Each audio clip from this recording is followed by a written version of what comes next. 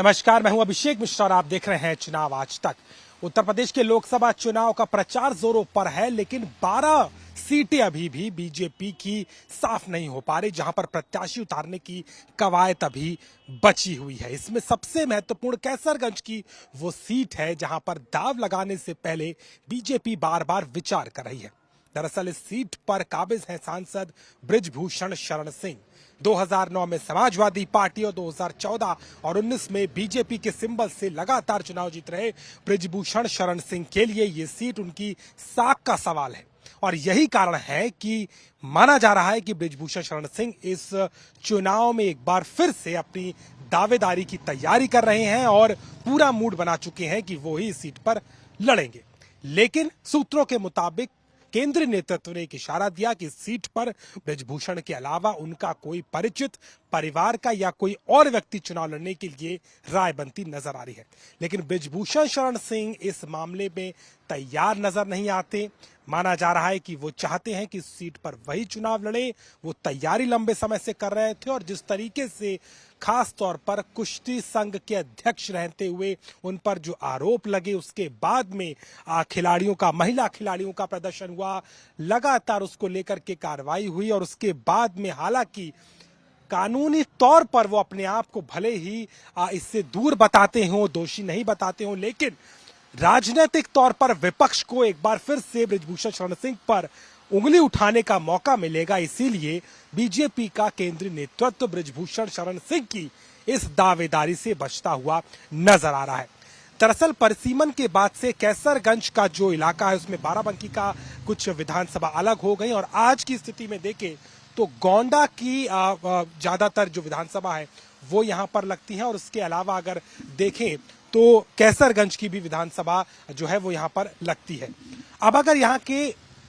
जातीय समीकरण को समझा जाए तो इन दोनों सीटों पर कहीं ना कहीं जो दारोमदार रहेगा वो ब्राह्मण और ठाकुर वोटों पर होता हुआ नजर आएगा। यही कारण है कि कैसरगंज के इलाके जो कि क्षत्रिय बाहुल्य माने जाते हैं और गोंडा के इलाके जो कि ब्राह्मण बाहुल्य माने जाते हैं, ऐसे में बृजभूषण शरण सिंह को फायदा देते हुए नजर आए हैं। हालांकि कैसरगंज की सीट पे जो अल्पसंख्यक मुस्लिम मतदाता है वो भी काफी सिग्निफिकेंट माना जाता है। 2011 की जनगणना के मुताबिक 8,24,000 में लगभग 3,04,000 के करीब अल्पसंख्यक मतदाता है, जिनकी लगभग जो हिस्सेदारी है वो 37% मानी जाती है। लेकिन कैसरगंज के समीकरण में बृजभूषण शरण सिंह के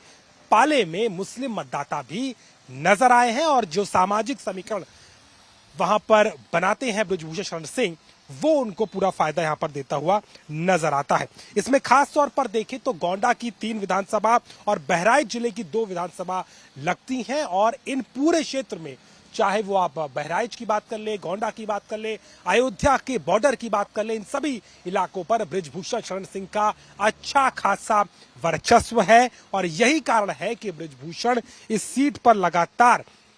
दावेदारी दे रहे हैं और उनको इस बार फिर से चुनाव में उम्मीद है कि मौका मिलेगा। हालांकि बीजेपी ने इन 12 टिकटों पर, जिसमें अन्य सीटें भी मौजूद हैं, उस पर फिलहाल अभी संशय रखा हुआ है। पार्टी ने यह ऐलान नहीं किया है, लेकिन बृजभूषण शरण सिंह इस चुनाव में एक बार फिर से उतरने को काबिज होने की तैयारी में है। माना यह भी जा रहा है कि समाजवादी पार्टी की तरफ से भी बृजभूषण शरण सिंह को कहीं ना कहीं अंदर खाने इस बात की चर्चा और एक बातचीत जरूर चली है, लेकिन बृजभूषण शरण सिंह ने अभी अपने पत्ते नहीं खोले हैं। लेकिन स्थानीय तौर पर इस बात को खुले तौर पर माना जा रहा है कि इस चुनाव में एक बार फिर से बृजभूषण शरण सिंह ही अपनी दावेदारी देने की तैयारी में है और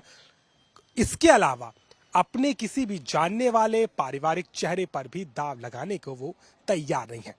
दरअसल ये चुनाव बृजभूषण शरण सिंह की प्रतिष्ठा का सवाल है। खास तौर पर कुश्ती ओलंपिक संघ को लेकर के जो भी कवायद रही, राजनीतिक तौर पर निशाना साधा गया, खिलाड़ियों के गंभीर आरोप और ये मुद्दा खास तौर पर विपक्ष ने उत्तर प्रदेश के सांसद के लिए जिस तरीके से पेश किया, वो बीजेपी की चिंता का कारण बन सकता है। लेकिन बृजभूषण का मानना है कि इस पूरे मामले से वो साफ होकर के पाक दामन के साथ बाहर निकले हैं और ऐसे में उन्होंने अपने क्षेत्र में जो काम किया है, जो कुश्ती को बढ़ाने के लिए काम किया, और इसके अलावा वहां की स्थानीय जनता के साथ लगातार उनका जो संवाद रहता है और क्षेत्रीय स्तर पर उनकी जो मौजूदगी है वो उनको उस सीट का प्रबल दावेदार बनाती है। और लगातार अपने 2 साल लगातार बीजेपी के साथ के इस कार्यकाल में उन्होंने काम किया है, जिस बात का भी वो दम रखते हैं।